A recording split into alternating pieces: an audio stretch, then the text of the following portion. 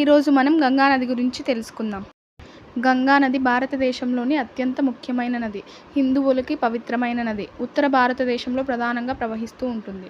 గంగా నది ఉద్భవ స్థానం. గంగా నది హిమాలయ పర్వతాలలో పుట్టింది. గంగోత్రి హిమనదం వద్ద ప్రారంభమవుతుంది. మొదట భాగీరథి అనే పేరుతో ప్రవహిస్తూ ఉండేది.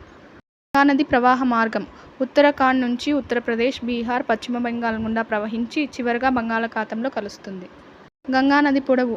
గంగా నది సుమారుగా 2525 కిలోమీటర్లు ఉంటుంది. భారతదేశంలో పొడవైన నదుల్లో ఇది కూడా ఒకటి. గంగా నది యొక్క ఉపనదులు యమున, గగ్గర్, గండక్, కోసి.